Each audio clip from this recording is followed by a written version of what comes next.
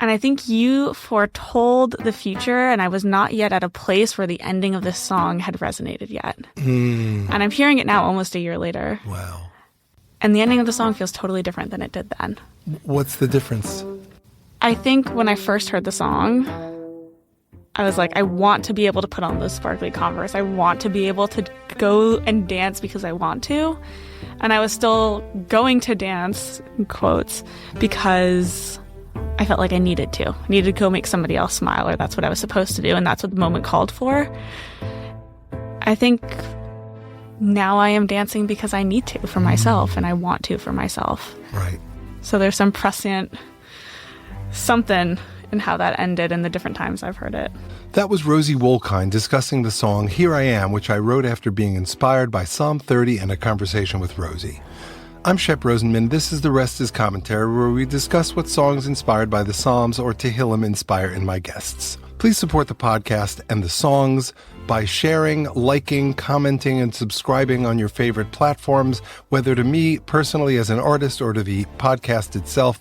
You have no idea how much it helps. Rosie is an LA native living in New York City and occasionally in Montana.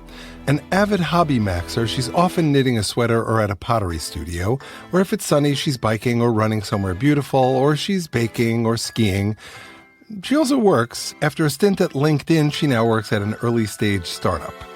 Most important to Rosie and to me, she's a longtime student, fan, family friend, and friend of mine. And most important to me, she is chosen family, and I'm incredibly proud of the human she is. Rosie and I will be talking about her dad and my dear friend Ivan Wolkind, whose yahrzeit, the anniversary of his date of death, is coming up on April 18th and 19th, 2026. Rosie and I discuss navigating and processing grief and memory, the role of mentorship, the importance of community, fear and polarization, choosing joy, the impact of grief on empathy, and so much more. And it's all connected to Ivan, a.k.a. Yitzchak ben Avraham. May his memory continue to be a blessing.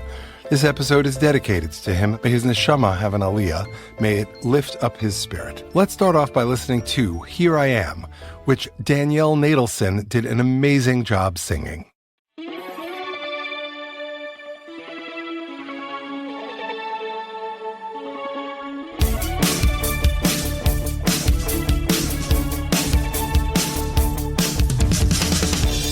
Here I am, in thrifted Betsy Johnson, red dress bathed in lilies and glorious purples.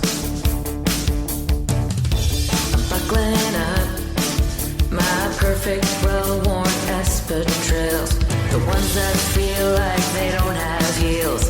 They make me even taller than I am. But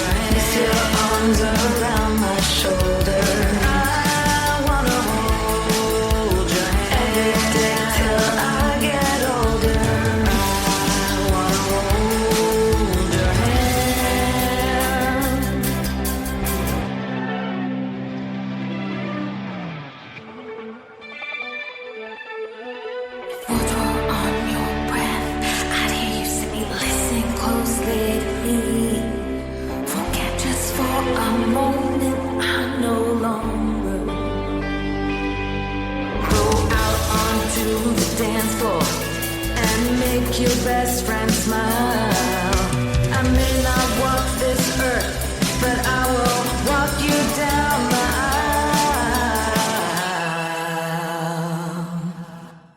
aisle. Here I am in thrifted Betsy Johnson, red dress bathed in lilies and glorious purples. I'm lacing up my glittered Converse without heels. Make me happier than I think I feel. The ones that have me dancing like a whirlwind. Yes, now I feel like dancing. Yeah, I feel like dancing because your heart is in me. I wanna hold your hand, put your arms around my shoulder. I wanna hold your hand every day till I get older. I wanna hold your hand every day till I get older. I wanna hold your hand with your arms around my shoulder. I wanna hold your hand every day till I get older. I wanna hold your hand with your arms around my shoulder every day till I get older.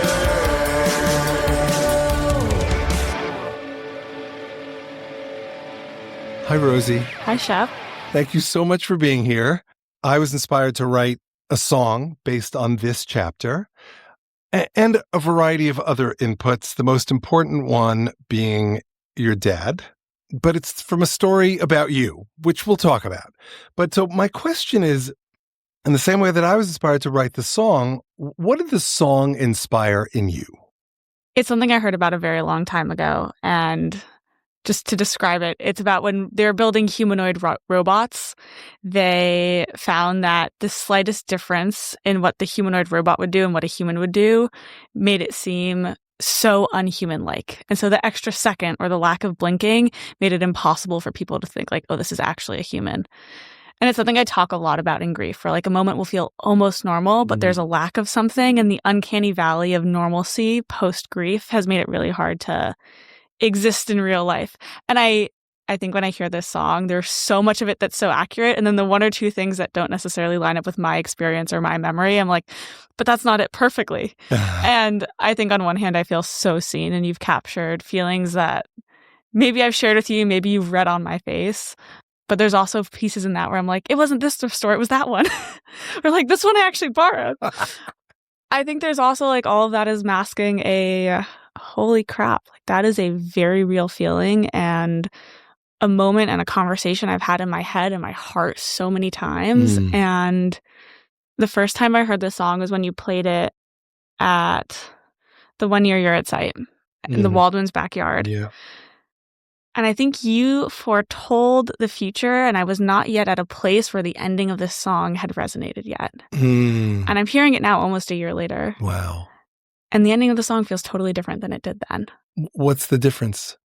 I think when I first heard the song, I was like, I want to be able to put on those sparkly Converse. I want to be able to go and dance because I want to.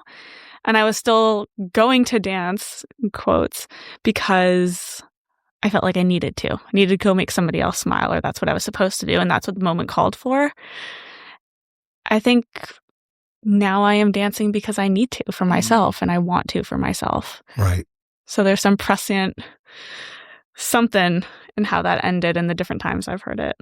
Okay, so you were telling me that you feel differently today, but for the context, I don't know if you remember this, but for the context of whoever's listening to this, which I imagine is going to be more people than usual since I'm going to dedicate this episode to your dad, and it's in honor of his yurt site. Do you remember that moment? Do you remember this wedding that sparked this? There's a lot I don't remember. Mm-hmm. I think the first 4 to 6 months after he died is the time where I have the most memory gaps in my life. Sure. And there's some very distinct things that I remember.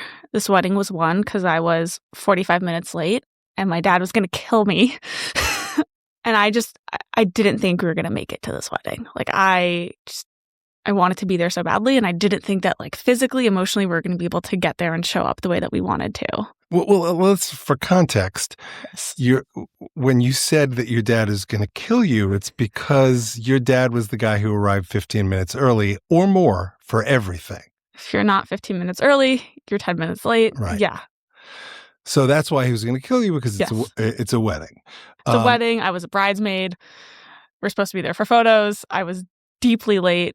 Turns out like everything was running late, so it was fine. It was not a big deal at all. But I showed up absolutely panicked. Me and my mom had to get different rides. I hadn't yeah. Right. Even if everyone understood that the timekeeper was gone, it's still a lot of pressure, right? What if you miss walking down the aisle? What if you miss instructions? I understand that. Okay. So you remember that wedding. Yes. And do you remember talking to me about how you didn't want to dance? No. I tried to process this with you. And basically my advice was go for a walk and talk to your dad and see what he might say. And then the next thing I knew, you're out on the dance floor. So that, and I'm like, as a songwriter, I can show you my phone. I have a million little notes. One of them was this story that made its way into this songwriting challenge, which was a Taylor Swift songwriting challenge that I did with Shanna in a Dress.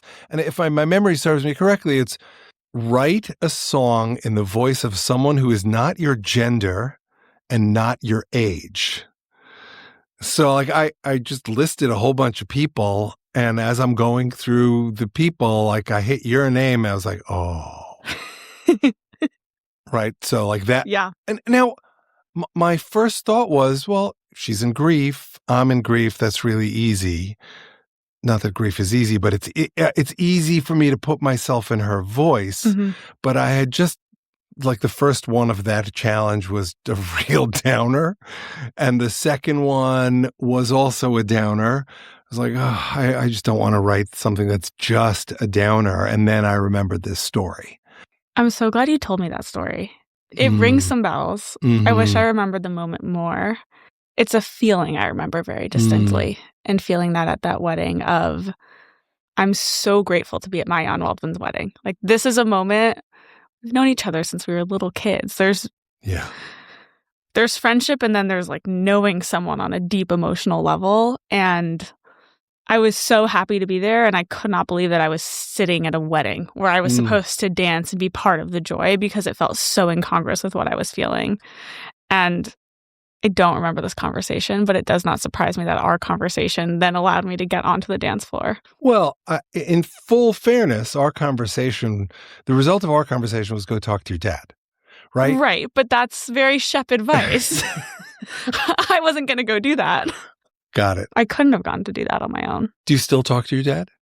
Yeah. Yeah, me too, by the way. Most of my anger was about him abandoning you guys, but like there was a sliver about abandoning us. It ruined our plan to retire in Oxnard. Now, maybe not, but the idea was retire in Oxnard with your parents, not just your mom. Now, we would still do that, but it opens up different conversations, But today, when it comes up, there are specific prompts. It's like I'll see or hear something, I'll listen to ska music, and I'll think of your father. He's all over our various Aura frames. So, Aura is not a sponsor of this podcast. No one is. But like whenever he's up there, I say, hey, man, how you doing? I do the same thing with Kim when she comes up. My parents, but more the two of them, because they've been gone for shorter periods of time. And like my parents died a lifetime ago. You were 24 at the time, 22? I should know this. I was 23. 23. So that's much, much younger than I was when my mom died. My mom was 79, so I was 39. That's 16 years. Those 16 years are a big gap. Yeah. Do you still find yourself that you need grief processing? One of the things that determined our grief, or that framed our grief, was the shock. There was no, this is coming, this is normal. So I think for a very long time, it was just, this is reality and we're running through it because days are moving by and there are decisions that need to be made. Mm-hmm. And for me personally, I think it took 6 to 7 months before I even got past the shock. Mm-hmm. Where I was like, holy crap, this is now reality. And there is now grief that I have to process in this reality. So it took me a lot longer, I think, to get to grief. I mean, obviously I was drowning in grief, but I think what I was really drowning in was shock. Mm-hmm. And I've done a lot of processing. I think there are moments when it hits, weddings being a big one of them. Mm-hmm. Specifically weddings, there's I think a very clear reason, which we can get back to. It connects to the song, actually. Mm-hmm. And there are a million small moments that throw grief back into my life in full picture. And it's someone making a comment, me picking up my phone, and my dad is still my number one favorites on my phone when I go to call someone. And it's I used to always switch back and forth when I call my mom, when I call my dad. Whoever I called last, I would just call the other person. And when I know I've called my mom, my brain still goes, okay, go call your dad. Just so crazy. It's been 2 years and it's still okay, you called mommy last, go call dad. Well, is that a function of desire? Yeah, of course. Mm-hmm. It's the bargaining piece, but I'd give everything to call my dad one time. Extrapolating from that, it also means that whenever you encounter your mom, and possibly us, it's triggering grief for you. Well, I think there's loss that is contained. There is a teacher who is a teacher in a moment in time. And that grief is a grief about what that person gave you and what they could have given other people and those lessons. My dad was not a point in time. My dad was the type of dad that I called at least once every single day. Wow, that's amazing. He was the person that I discussed current events with. Mm-hmm. He was my career mentor. He's who I asked all of my career, not all of my, I think my parents were powerhouses together and their strengths actually very much overlapped. And they had their own realms, but all of this is not to say not my mom, but these are a lot of the things that I also went to my dad for. But call my dad after first dates. Me and my dad were unbelievably close. And I think our brains worked in a sometimes scary, deeply similar way. And of course I miss that. That permeates into everything that you do. That's every decision I've made my entire life. I've made because I called my dad. What class should I take? What should I do about this situation? Do I go on a second date? Those are questions, those are thought processes that I've had a second brain to process that with, and a second brain that knows me, loves me unconditionally, and is also wired basically in the exact same way. And so everything is grief. Wow. What's your experience like in New York right now? I don't need to know how you voted, but were you among the people who were crazed at the thought of Mamdani, or among the people who were well, let's wait and see? Neither. I was in the group that very practical. There's a limit to what a mayor can do. Yeah, in New York especially. Rhetoric is really important. And I'm not one to diminish the power of words and institutionalized words and people in power with strong words can have. I think that the Jewish community's reaction to Mamdani reflected a lot more their insecurities about everything going on and their inability to come to terms with that panic and their inability to stack up all these pieces of information and reality into a cohesive story that they feel good about. And I think everybody was panicking about that and thought, okay, let's all fight against Mamdani as a way to externalize our feelings about what we think the future should be. I thought it was completely overblown, and there was a real fear, and that real fear got completely buried by some very loud voices and deep pockets that probably did more harm than good to the Jewish community in the long term. Yeah. In New York. Yeah, no, I understand. I mean, look, as someone who is not Nogea B'Davar, I'm not, I'm interested because I grew up there and I have a bajillion friends and family members there. But you compare Mamdani and Trump can actually do things. Mamdani, they both have that blowhardy nature. They just have different politics about it. And remains to be seen what his ultimate impact is in New York, beyond the fact that there are people leaving already. Some of them because of the Jewish stuff, some of them because of the financial positions. And so it remains like, if everybody who has money actually leaves, or 50% or even 30% of them leave, he's not going to be able to accomplish anything. And I then think it's going to what? be closer to 2%. Yeah, that's what I think too. Your Trump and Mamdani piece, I got into a big discussion with a very close family friend who I admire and respect deeply.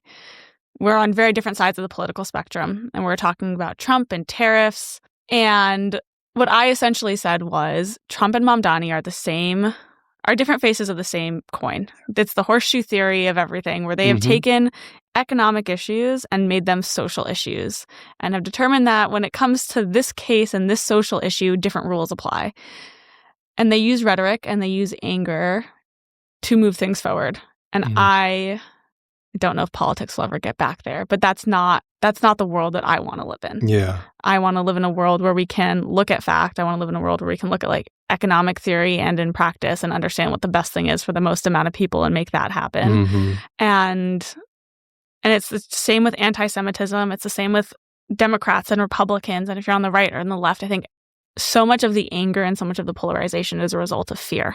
And if I am sitting on the right and I believe that my ability to support my family and raise my kids and have their kids raise their kids in the way that I was raised is completely at threat because people who have ideals that are so different from mine will never respect the way that I was raised and the way I want my grandchildren to be raised, then you're going to do everything you can to keep that from happening. Right.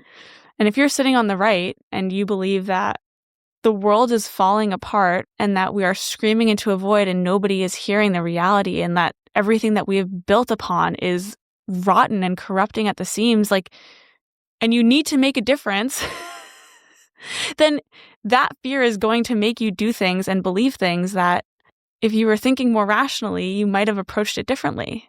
And I think everyone is feeling a fear of their way of life and what they want their life to look like and what they want their grandkids' lives to look like. Right. And they think that the other side is the biggest threat to that. And so everyone is reacting from fear.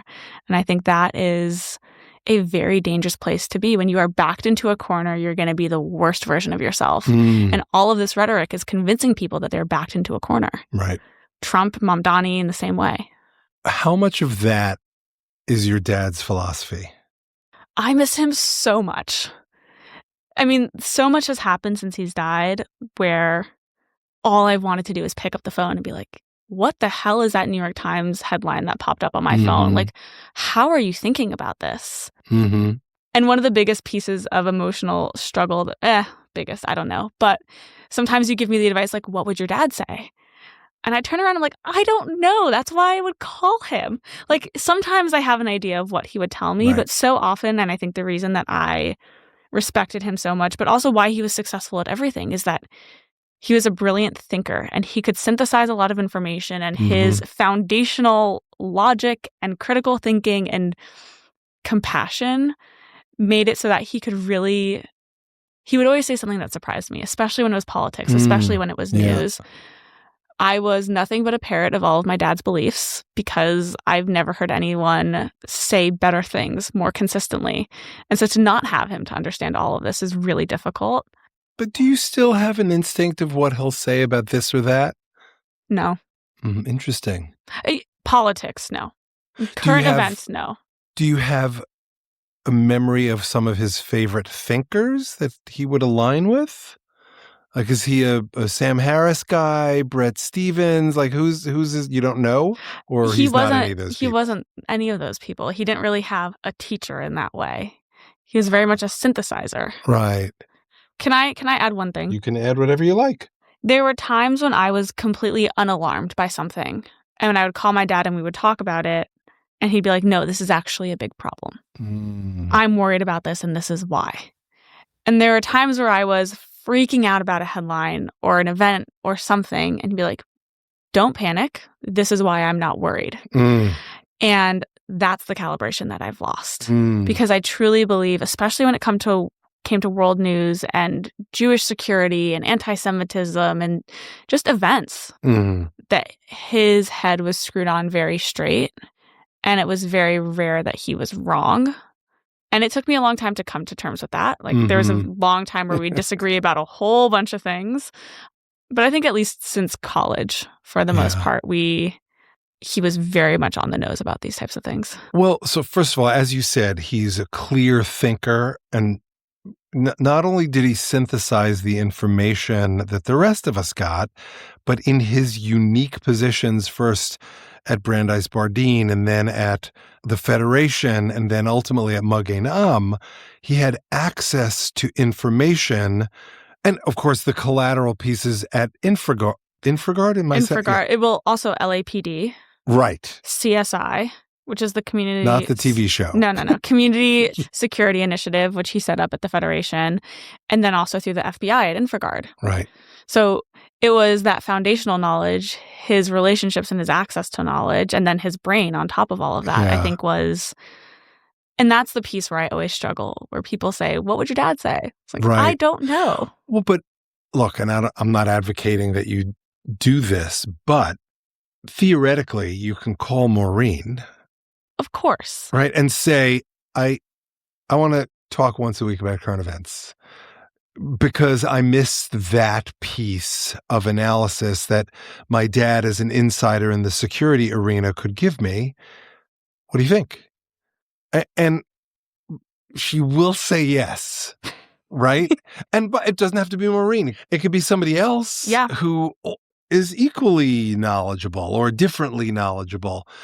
But it's also a way of kind of fixing your grief. Not that your dad can ever be replaced, but if that's an area where you powerfully feel his absence, that's also an area of grief that you need to work through. Are there other areas where you powerfully feel his absence? Yes, but before I get to that, I will say there's almost a martyrdom in grief. Say more. Processing through it means you're walking away from it a little bit. I don't think that's true, but I think there's moments where when you create and you acknowledge your new reality and you create a different reality than the reality that was before he died, or just like the shock of now he is dead, what do we do? And I think for a long time, I sat there and I was like, I'm not looking for anything. I have lost something. And I can't go and replace what I have lost. And therefore, like, I am just going to be sitting in loss. So I think I'm still in the phases of acknowledging and identifying very clearly the pieces of my dad, which I have lost and can be replaced. And replaced not in a one-to-one replacement, augmented, supported. There's probably better words for it. But yes, I love that idea. And I think there are other places. Me and my dad had a very similar taste in music. I give him credit for introducing me to Noah Kahn in 2017, well before anybody else knew who he was and listened to him. We just did a challenge called Cool Kids, and Noah Kahn was one of the artists we studied. And after the podcast, I'll play you the song I wrote. That was, I think, one of his.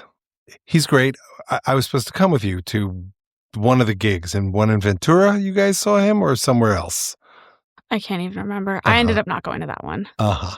But I think there's a lot of places where you don't even realize where a person fits. And so much of grief still is like finding all these places that bring me sadness. And I'm not even realizing that that's what I'm missing is his absence. I'm just, now that I'm not sad all the time, and grief isn't the glasses within which I see the world, I think now I'm finally starting to recognize the places where I really feel his absence. And when I think about the moments that make me miss my dad, I'm finally starting to have the pattern recognition to realize, like, oh, that is a piece of my dad that I don't have anymore. And maybe that's something I can build in a different form in my life going forward. It sounds like you're in a, not that grief is ever good, but you're in as healthy a place as you can be. You're confronting it and you're living life. You know, the Torah is super clear about this. Choose life. V'charta b'chaim.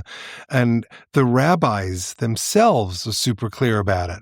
You're going to be sad for however long you're going to be sad. It's maybe the rest of your life, but get out there. Here's 3 days where you don't talk. Here's 7 days where you talk to people in a big community. There's 30 days where you don't shower, you don't cut your nails. Then there's a year where you don't buy new clothes and you say Kaddish and you do a lot of learning and you don't go to movies and you don't go to big parties unless you have a role or there's a reason like ba, ba, ba, ba, ba, ba, ba. Yeah.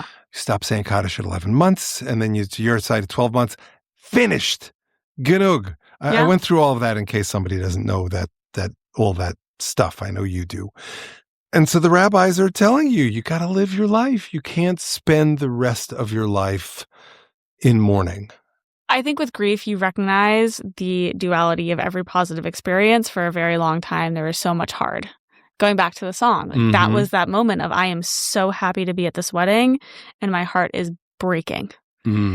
And I don't know how to dance and I don't want to dance because that feeling of my heart breaking is simply too big. And so much of grief in the first year, now too, has been learning how to hold the happiness and the hard in so many of life's biggest moments. Right. And I think, my dad's birthday usually falls on Sukkot, which is the Jewish holiday, which is also usually, depending on days, but the Jewish date of when October 7th happened. His yurtzeit is also on Yom HaAtzmaut, or it's right next to Yom HaAtzmaut and Yom HaZikaron. And Israel Independence Day and the Memorial Day for the Israel soldiers. National Day of Mourning that transitions from one moment to the next day is like a national day of celebration. And when you think about Simchat Torah, it's a day and a holiday where you are supposed to be happy and celebrate the Torah. And it's also one of the biggest modern tragedies. And so much of my grief, and when my dad's dates fall out in my life, has been understanding how to hold happiness and sadness at the same time. There's this quote, mitzvah gedola liot b'simcha tamid. It is a big mitzvah to always be happy. Right. And I hated that line. I was like, that's the stupidest thing I've ever heard. What a unacknowledgement of the reality of human nature and where I am and who I am. And you hear that a lot on Simchat Torah. And then I found the full quote, and I'm going to butcher it, and like maybe it's worthwhile to look it up, but it's mitzvah gadol liot b'simcha tamid. It is a massive mitzvah to always be happy because human nature is so hard and grief is so big. And the full quote is worth finding, so I'm going to wait for you to find it. Because for me, acknowledging that happiness is so important because life is so hard. It's from Rebbe Nachman of Breslov. It's from Likutei Moharan, Part 2, Lesson 24. The Hebrew text is Mitzvah gedola lihiot besimcha tamid ulehitgaber laharchik ha'atzvut v'hamara shchora bechol kocho v'kol hacholat it's so small I can barely even read it here. Haba'in al ha'adam kulam ba'in rak mikilkul hasimcha. Here's the translation according to my buddy Claude. I'm, by the way, very offended that you looked for this on Claude. Are you? Yes. Why? You have Safaria right there. You know what? It's harder to find quotes on. Is what it? I usually do is I will ask where it is, and then I'll find it on Safaria, but it's much faster this way. It is a great mitzvah to always be happy and to make every effort to determinedly keep depression and gloom at bay with all one's strength. Okay, so far that's a good translation. All the illnesses that befall a person come only from a disruption of joy. Yeah, that's a great translation. And by the way, it's from Safaria. Okay, we're fine. There's also more to it as well. Like I think for me, there's an acknowledgement that life continues. When you think of the way that Judaism talks about grief and structures the way that you are supposed to mourn, like you laid out, there's the funeral, there's Shiva, which is 7 days, then you have 30 days of mourning, and then there's 11 months where you're actively acknowledging it, and then at the end of 12 months, your grief and your mourning period is up. And I think in that there is an acknowledgement, time continues on, and there needs to be a way for you to mark time, and there needs to be a path forward. And there is a martyrdom in grief. Yeah. There is, I am here and somebody else is not. I am here without this other person. How can that be? How can I be? How can this world continue? And I think for me, at least, learning how to hold both fully has allowed me to get to this place. Because when I am in the biggest moments of happiness is also when I am feeling my biggest moments of sadness. when you think about a wedding, like the moment when a dad, like right before the bedekin, and he gives his daughter a bracha, like every single time, that is the most beautiful part of a wedding. Okay. So the badekin is the ceremony where the bride is veiled. Essentially, it's the public way for the groom to say, you are mine, but it harks back to biblical tradition where Isaac veils Rebecca. And it's more complicated than that, but that's the gist of it. And bracha is blessing. And so at the weddings, before you have like the main ceremony where they are betrothed, the groom will come and put the veil on his soon-to-be bride, and everyone will give each other blessings. And the blessing that the dad usually gives the daughter is the same blessing that the father usually gives their children every Friday night. And in my family, that was a big moment of connection for me and my dad. Even after I left the house, every Friday, I'd get a FaceTime, I'd get my brach, regardless of where I was, whenever I was traveling, if I was on the ski slopes. I have amazing screenshots of me and my dad giving me my bracha in all crazy places in the world. I bet. And that moment, I think, it's a moment where there is so much joy and there is so much sorrow. And I have to be able to hold both. And I think that is how I've been able to move forward, is acknowledging that there is space for both, and that when one is big, it's okay that the other is also big. Mm-hmm. Yeah. My capacity for feeling has grown. It is not overtaken by one. Right. Well, so look, Rabbi Sharon Browse did a beautiful drush this weekend about the conflict in Iran, and she posits that we need to open our hearts to duality. Perek Beis, the second chapter of Tehillim, has this ditty in it. Ivdu es Hashem b'yira, serve God in awe or fear, v'gilu bir'ada, and rejoice with trembling. And that, for me, that pasuk, that verse, is reflective of Jewish philosophy. It's not gilu, rejoice, and ra'adu, tremble. It's gilu bir'ada, it's rejoice in trembling. And that's a slightly different message than the one in the 30th chapter, which says, turn your mourning into dancing. Havachta mispidi lemacholi pitachta saki v'tazreni simcha. That's, I think, the relevant verse. You turned my lament into dancing. I use the word mourning. You undid my sackcloth and girded me with joy. So that's sequential. But really, the second chapter is a better reflection of what we're talking about. Since October 7th, we have to mourn the victims who experienced everything they did on October 7th, who were killed, who were held hostage, and we have to dance again. Both of those things are true. And, in having a capacious heart, that's the language that Rabbi Browse used. Like, a lot of the Orthodox community won't say this, and I'm being very careful with my language, innocent civilian Palestinians, you have to mourn their loss too. And you have to hope that their community can dance again too. Now, if we can debate who's an innocent civilian Palestinian. Well, I would say non-innocent people were killed. Mm-hmm. There was a lot of death. Right. And that is sad. Right. That's bad on its own. And we can be sad about that, even if we understand why, or we understand how we've justified it. It's beautiful. It's controversial. Right. There's so much to say about grief. One piece I continue to come back to is grief has made me a kinder person. Grief has made me a more patient person. And grief has made my heart bigger. My capacity for emotion has exponentially grown. Mm-hmm. And geopolitics aside, I think my ability to see hurt and then to feel it myself, my ability to empathize truly has really grown. And when your world, and I keep going back to this, but when your worldview is rooted in fear, your ability to empathize and to really feel other people's hurt, I think, is greatly diminished. And I think that is a huge loss. And I think grief can make you hard and grief can make you soft. Yeah. And there's this line from a Zach Bryan song. It's not perfect, but it's, if I'm lucky enough, I will have experienced this life and it will have made me soft. That's beautiful. He's And such a simple, beautiful writer.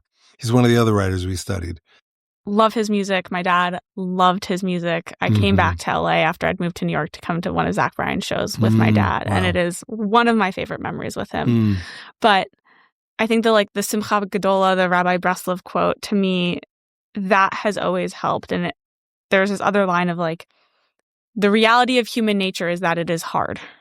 And like, this existence is difficult. And if you are lucky enough, you will lose people you love because you will have had enough people that you love that someone will eventually be lost. And like, life is hard and life is going to continue to be difficult. And this is also maybe controversial, but I think you get to choose if life makes you harder and life makes you soft. And there are people that have gone through harder things and have let themselves grow from it and soften because of it. And whenever I feel hard or angry, and I felt a lot of anger after my dad's death, at him, maybe God, at the world, at everybody. But I have made a conscious decision to let it make me soft. And to let it make me kind and to let it make me patient. What inspired that? It would be such a waste for my dad to be dead and for me to be angry all the time. Like, if I amount to nothing but angry and isolated and mad, like, you can't do anything from that feeling. You don't go anywhere. You're stuck. How much of that is nurture versus nature versus Rosie making a choice?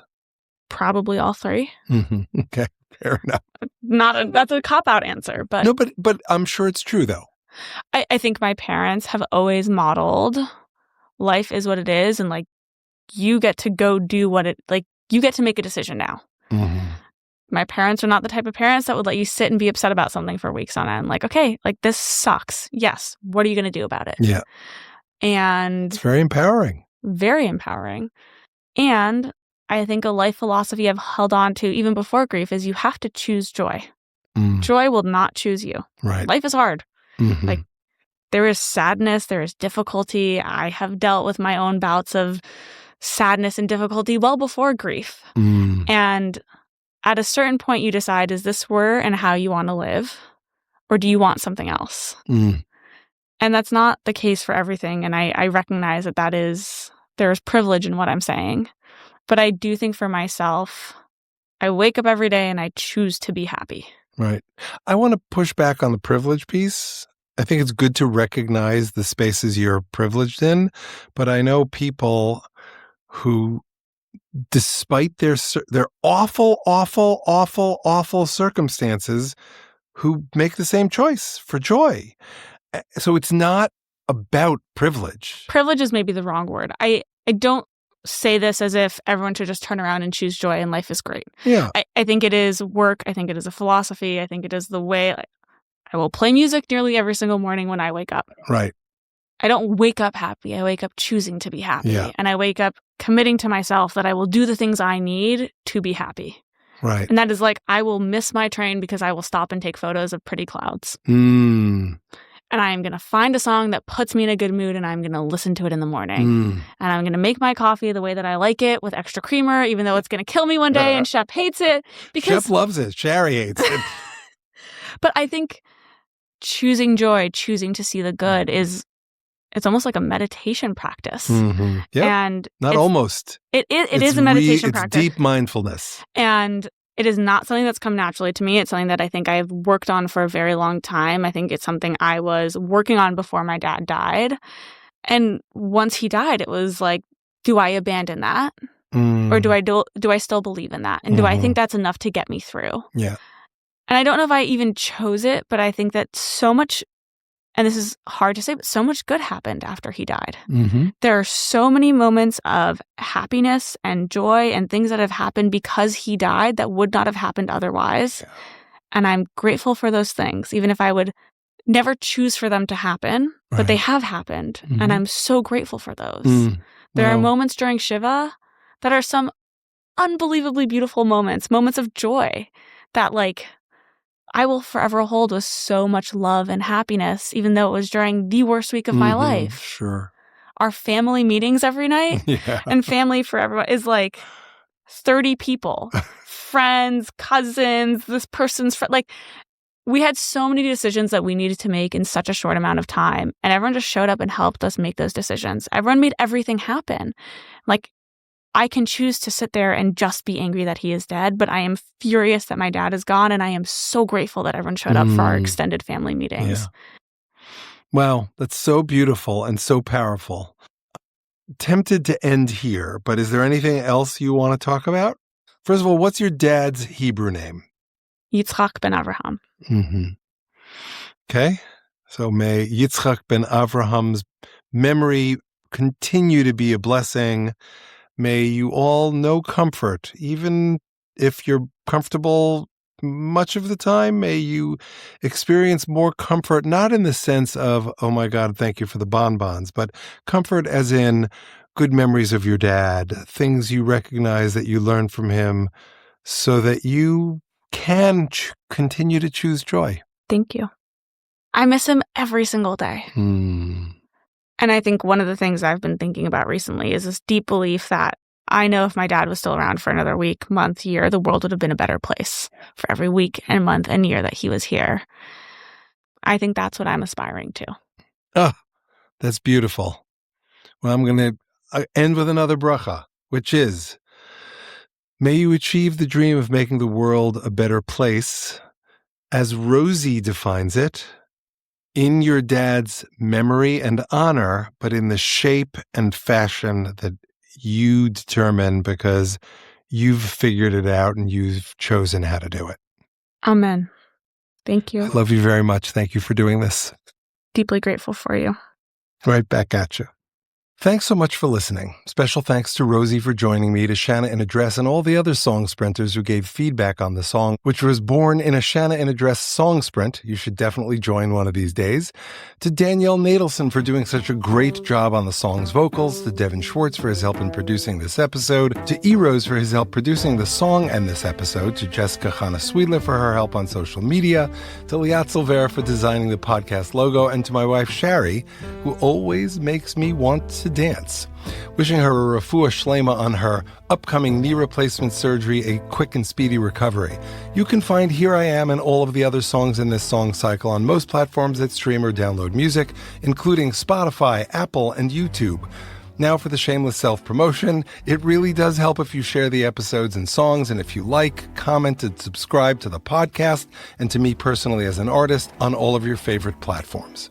In the next episode of The Rest is Commentary, I'll be talking with my friend and mentor, Raymond Simonson, CEO of JW3 in London. We discuss the significance of youth movements and community in fostering resilience and hope, music and social commentary serving as inspiration for collective action, the spirituality of DJing, the importance of storytelling in songs, laughing among the ruins, reinterpreting traditional texts to address contemporary issues, the divine nature of community, and so much more, all inspired by Raymond's thoughts after listening to Fire Drill Fridays, which was inspired by Psalm 6. Please join us.